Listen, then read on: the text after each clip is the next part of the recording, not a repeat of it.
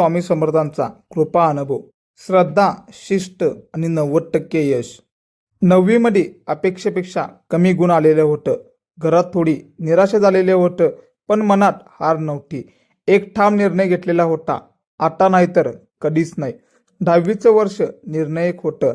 धैर्य स्पष्ट होतं, विश्वास दृढ होता आणि सुरुवात नव्या प्रवासाची झालेली होती. प्रतीक्षा लहानपणापासून खूप अभ्यासू होती, समजूतदार होती, मेहनती होती. समाजसेवेचा आवड घरातून मिळालेली होती. स्वामी सेवेतही नियमितपणे होती. प्रत्येक गुरुवारी ती आरतीला उपस्थिती असायची. श्रद्धा तिच्या मनात खोलवर होती. 9वीत काही अडचणी आल्या, त्याचा परिणाम त्याच्या गुणावर झालेला होता, पण ती खचलेली नव्हती. 10वीच्या सुरुवातीला तिनं ठरवलं होतं, यावेळी पूर्ण ताकदीने प्रयत्न करायचा. 8 ते 10 महिने नियोजनबद्ध अभ्यास, स्वतःची स्पष्ट स्ट्रॅटर्जी आखलेले होतं, धैर्य ठरवलेलं होतं. 90% पेक्षा कमी गुण नाही, त्या धैर्याला कागदावर लिहिलं होतं. 90% आणि श्री स्वामी समर्थ तो कागद अभ्यास टेबलावर चिकटवलेला होता आणि रोज त्याकडं पाहून प्रेरणा मिळत होती. तिचा दिनकार्य ठरलेला होता. सकाळी 5 वाजता उठणे, 10 मिनिटे श्री स्वामी समर्थ यांचं नामजप करणे, मन शांत करून दिवसाची सुरुवात करणे. 5:30ला क्लासेससाठी प्रस्थान, 7 वाजता घरी परत, 11 ते 5 शाळा, घरी येऊन नियोजनबद्ध अभ्यास आणि गुरुवारी न चुकता आरतीला जाणे, हा तिचा नित्य दिनकार्य ठरलेला होता. प्रतीक्षाने अभ्यासाला विज्ञानसारखं हाताळलेलं होतं. PYQ म्हणजेच प्रिव्हियस इयर क्वेश्चन पेपर विश्लेषण सुरू केलेलं होतं. प्रत्येक विषयासाठी टार्गेट तिने 80 ठेवलेला होता. कठीण प्रकरणावर जास्त वेळ दिलेला होता. स्टिकी नोट लावलेलं होतं. सूत्र आणि महत्त्वाचे मुद्दे त्यावर लिहिलेलं गेलेलं होतं. दर आठवड्याला सेल्फ रिव्हिजन, चुका नोंदवून सुधारणा वही घातलेलं होतं. तिने सातत्य कायम ठेवलेलं होतं. तिच्या अभ्यासात श्रद्धा होती आणि श्रद्धेत शिस्त होती. ती म्हणायचे, माझे परिणाम स्वामींची भीती आली तरी नाम जप, थकवा आला तरी धैर्य आठवायचा, निराशा आला तरी कागदावरचं 90% वाचायचं, स्वतःवर विश्वास ठेवायचा आणि पुढचं पान उघडायचं. हीच तर तिची खरी ताकद होती. परीक्षेचा दिवस जवळ आलेला होता. ताणही तितकाच वाढू लागलेला होता. मित्रमैत्रीण घाबरलेलं होतं. घरातही थोडी चिंता लागलेली होती, पण ती स्थिर होती. ती म्हणाली, जे होईल ते स्वामींच्या कृपेने. पेपर हातात घेतला आणि प्रार्थना केली. मन थोडं शांत ठेवलेलं होतं आणि उत्तरपत्रिका आत्मविश्वासाने भरलेली होती. प्रत्येक पेपरानंतरची चर्चा टाळलेली होती. चुका शोधण्यात वेळ घालवलेला नव्हता. पुढच्या विषयावर लक्ष केंद्रित केलेलं होतं. सातत्य राखलेलं होतं आणि शेवटचा पेपरही पूर्ण केलेला होता. आता परीक्षा संपलेलं होतं. ताणही पूर्णपणे संपलेलं नाही. आता वाट पाहण्याचा काळ सुरू झालेला होता. श्रद्धेची खरी परीक्षा इथून तर सुरू झालेले होतं. निकालाचा दिवस उजाडला. हात माझे थरथरत होते. माझे डोळे स्क्रीनकडे लागलेले होते. क्षणभर शांतता पसरलेले होते आणि गुण दिसले 90%. क्षणभर विश्वास बसलेला नाही. कागदावर लिहिलेली चिठ्ठी मला आठवलेले होतं. 90% श्री स्वामी समर्थ. डोळ्यात आनंद वासरू आलेलं होतं. हे शब्दात मानणे खूप कठीण होतं. घरात आनंदाची लहर पसरलेलं होतं. कष्टाची चीज झालेलं होतं. श्रद्धेचं फळ मिळालेलं होतं. शिस्तीचा परिणाम दिसलेला होता. संकल्प पूर्ण झालेला होता. ती चिठ्ठी हातात घेतलेली होतं. मनात मी कृतज्ञता दाटलेली होती. हे केवळ गुण नव्हतं, हा विश्वासाचा विजय होता. 9वी कमी गुण आज शेवट नव्हता, तो नवा प्रारंभ होता. अपयशाने दिशा बदललेली गेलेली होती. श्रद्धेने बळ दिलेलं होतं. शिस्तीने मार्ग दिलेला होता. मेहनतीने परिणाम दिलेला होता. विश्वासाने शांतता दिलेले होतं आणि हीच तर कृपेने यश दिलेलं होतं. हीच तर खरी स्वामी समर्थ यांची शिकवण होती. प्रतीक्षाने वेळेचं काटेकोर नियोजन केलेलं होतं. प्रत्येक विषयासाठी स्वतंत्र वेळ ठरवलेला होता. कमकुवत भाग ओळखून त्यावर अधिक भर दिलेला होता. दररोज अभ्यासाचा आढावा घेतलेला होता. स्वतःच्या चुका नोंदवल्या जात होता. त्या सुधारण्यावर लक्ष केंद्रित केलेलं होतं. सातत्य एक दिवसही तुटू दिलेलं नव्हतं. शिस्तीचं तिची ओळख बनलेलं होतं आणि तिचा अभ्यास तिची साधना झालेलं होतं. गुरुवारी आरती तिच्यासाठी विशेष होती आणि तो दिवस तिच्यासाठी ऊर्जेचा स्रोत होता. आरतीनंतर मन अधिक स्थिर व्हायचं. नवीन आठवड्यासाठी प्रेरणा मिळायची. ती म्हणायची, श्रद्धा म्हणजे आधार आणि आधाराने आत्मविश्वास वाढतो. त्या विश्वासातून मेहनत वाढते आणि मेहनतीनेतून परिणाम घडतो. ही साखळे तिने जपलेलं होतं.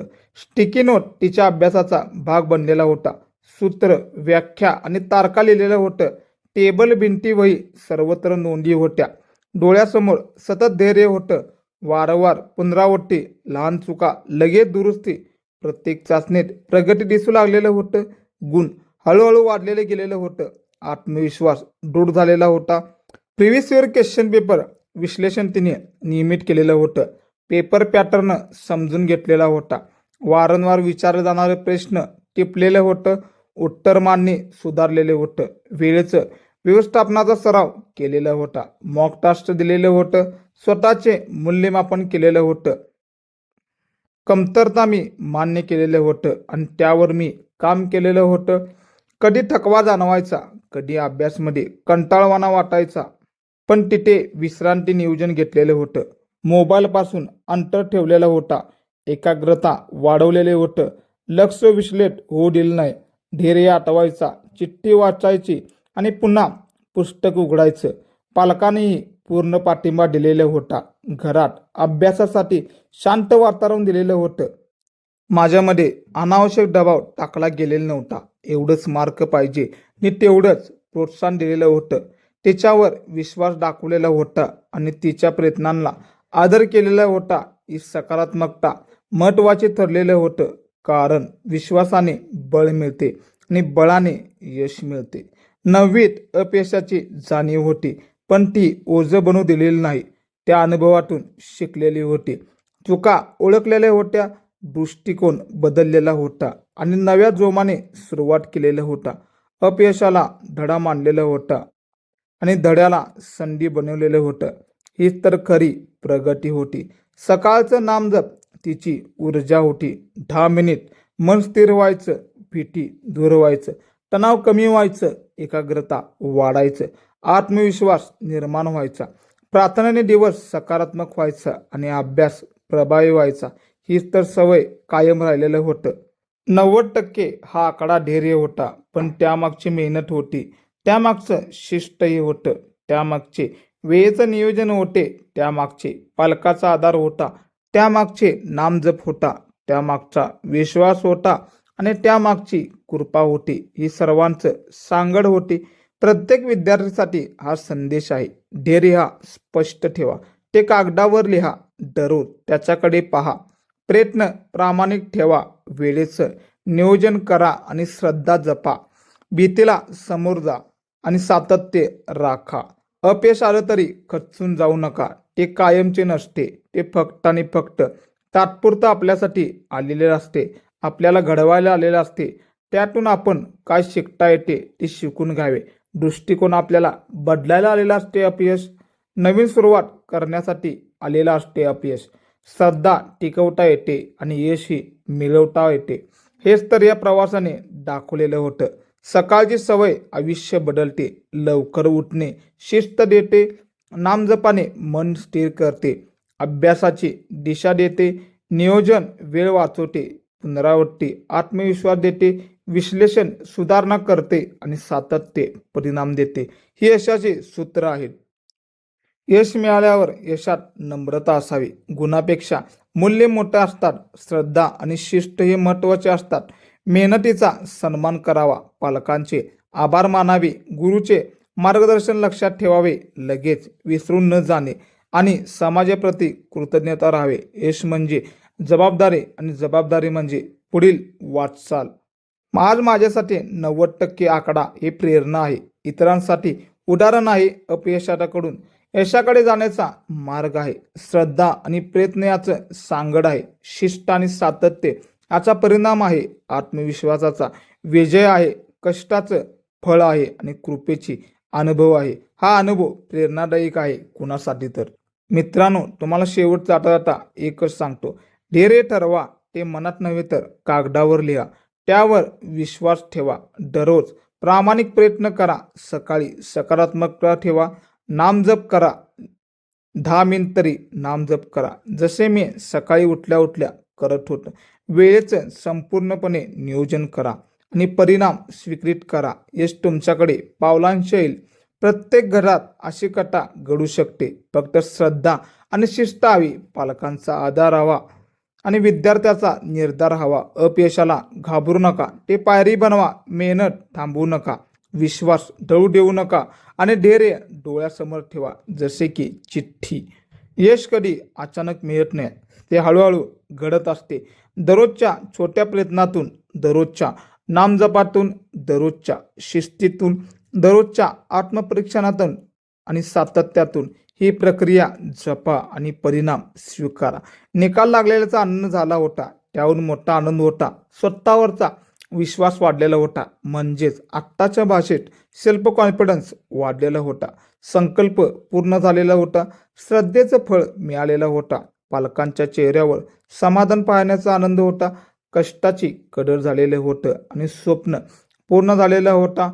हा क्षण अमूल्य होता. आज ती चिठ्ठी अजून जपून ठेवलेली आहे. ती प्रेरणा आठवण आहे. ती श्रद्धेची साक्ष आहे. ती मेहनतीची खूण आहे. ती सातत्याची जाणीव आहे. विश्वासाची ताकद आहे. यशाची कथा आहे आणि प्रत्येक विद्यार्थ्यासाठी संदेश आहे. लिहा, विश्वास ठेवा आणि प्रयत्न करा. जर हा अनुभव प्रेरणादायक वाटला असेल तर या श्रद्धेच्या प्रवासामध्ये सहभागी व्हा. चॅनेलला आत्ताच सबस्क्राईब करून ठेवा. कदाचित पुढील अनुभव तुमच्यासाठी असेल. तुमचा एक सबस्क्राईब अनेक विद्यार्थ्यांना प्रेरणा देऊ शकता. ध्येय लिहा, विश्वास ठेवा आणि प्रयत्नांना कधीही थांबवू नका. ठीक आहे ना? श्री स्वामी